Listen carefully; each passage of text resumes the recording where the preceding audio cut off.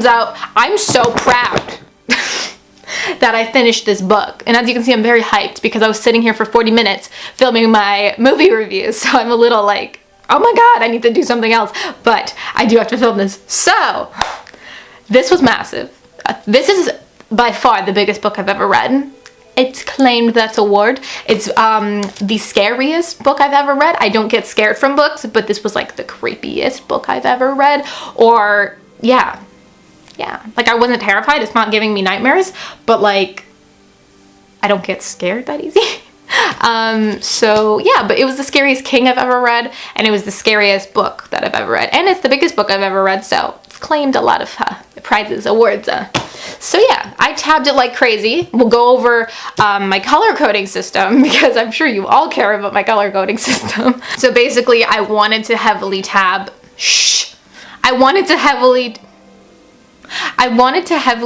this book so I can, it's just my thing.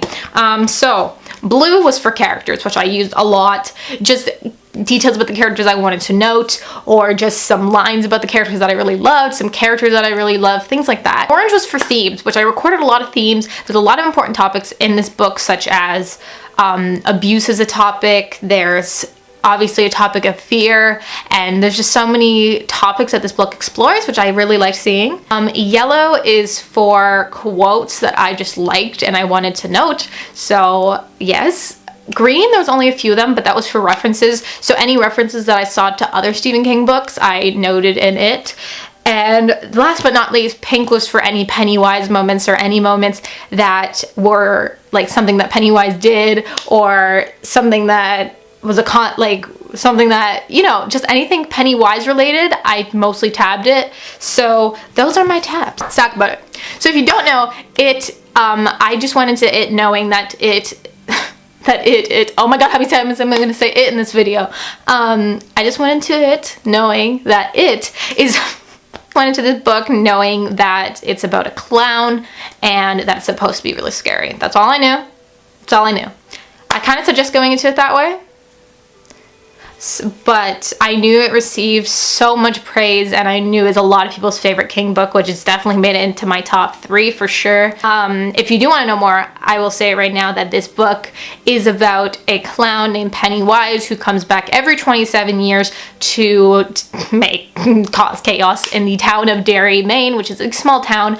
And there's these group of friends, they're called like the Losers, which I love them all. I think their gang is perfect. Like if you like books like The Outsiders, or that movie, what's it called, the one with River Phoenix, where they're like a group of friends and you can really see their bond and their relationship.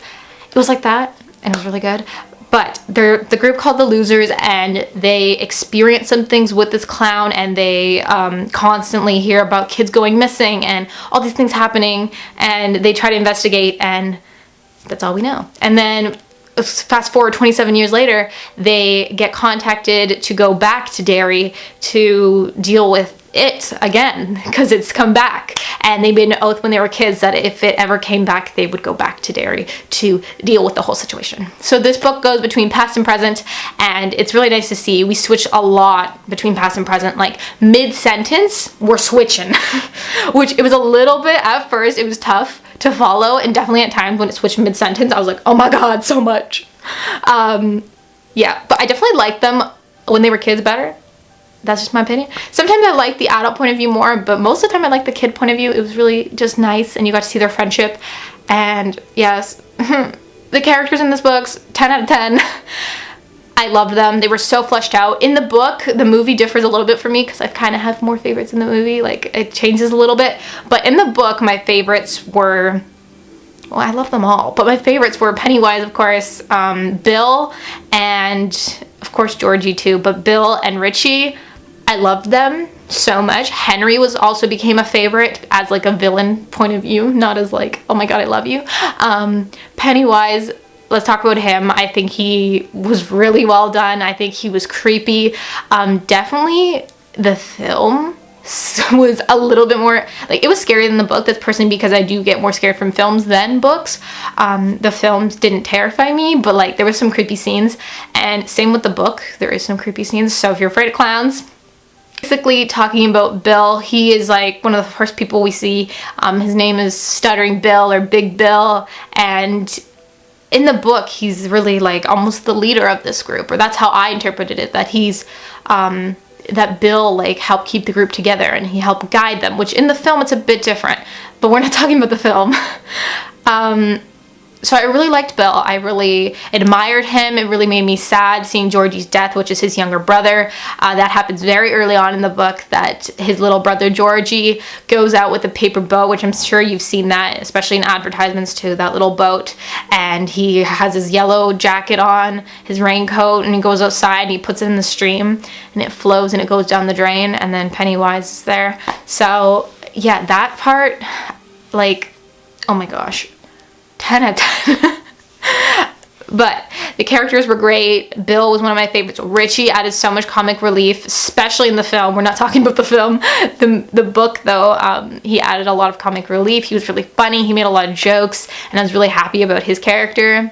Stan was another one that I really liked. He's like the Jewish boy. They make a lot of like Jewish stereotypical jokes, which again, I could see how it would piss some people off, but I personally didn't take them seriously. That's just me. I actually don't support any like things, but they're kids and they're like joking around. He's laughing too. Like they're like, oh, Jews make a lot of money, and then they all start laughing. They're just kids, and I didn't mind seeing that. And I just thought like Stan was like a really, like, they were all so different in the group, and I was really happy to see like so much different themes and diversity in that group. Then we have Beverly, who in the book I really liked. I think it was good to have a female in the group, and it was good, just, I don't know, I felt like, we're not talking about the film, Julia. I felt like in the film, though, that they were like so much more obsessed with her than in the book. But Ben is adorable. In the book, not as much as the film. In the film, he's really cute, just saying. He's like a little angel. But the characters in this book are amazing. They're so fleshed out. I'm sure I'm not going to forget these characters. These are definitely characters that are going to stick with me for a while. In this book, I did enjoy the past and present again. Sometimes it was a little much, but then at times it was done very well. And I also thought the scary moments were done well as well. The book took me forever to read, which I wasn't happy about it, but it is a massive book, and it took me a while to read. I was reading books on the side. It took me over a month, and I was reading other things on the side, and I was finishing other things on the side. But I wish I just took a week and just read it. Or 2-3 weeks, just read the whole thing, then spacing it out as much as I did. It wasn't because I wasn't enjoying it. It was just a lot. And then at times, especially near the end, I didn't want it to end. So I didn't want to read it because I was like, I don't want it to be over. And then when it was over, I was like, it's over? Tears. Definitely, could they have cut a lot of stuff out? Like, did it need to be this long? No.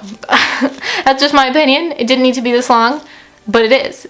So I can't do anything about that. Maybe my enjoyment would have been different if it was shorter. I'm not talking like 300 pages, but I don't know, maybe like 600 or 800 than 1,150 pages. But again, still a great book, just my thoughts. Book I really liked the small town. Of course, it's taking place in Maine. It's in a town called Derry. I thought all of that was done very well. Some references in this book, and I know I didn't catch all of them, which I wish I would have paid more attention to all the references, but there was a few that I caught. Like I caught the Shawshank Redemption mention with the prison. I caught that. I haven't read the Shawshank Redemption, but I definitely know about it.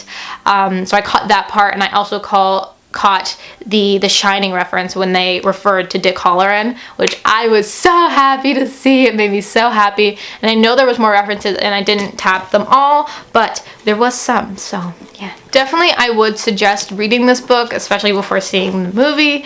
The book, in my opinion, was very well done. Again, just some cons with it were just pacing. And I know I might get some backlash for saying that, and it's not because I'm lazy and I don't want to read this big of a book, because I did finish the whole thing, and I am super proud that I did read this much and this many pages. And let me tell you, it takes a lot of dedication. Don't fight me on this. It was overall a great story. I just don't think it needed to be this long. I didn't deduct much ratings for that, and like I didn't like deduct like 2 stars for it, but this book is around like a 4 or 4.5 star for me. It's definitely in my top 3 King. I don't know if I would rate like The Shining, Mr. Mercedes, and then It. But like then again, like It is kind of better than The Shining and Mr. Mercedes. Like I don't know how to feel about it. So it's definitely between like a 4 and a 5 star read for me. It's a solid read and it's in my top 3, but I don't exactly know where it stands because The Shining has a special place in my heart and so does Mr. Mercedes. So I don't know, but it was a great book. I'm glad you guys like forced me to read it.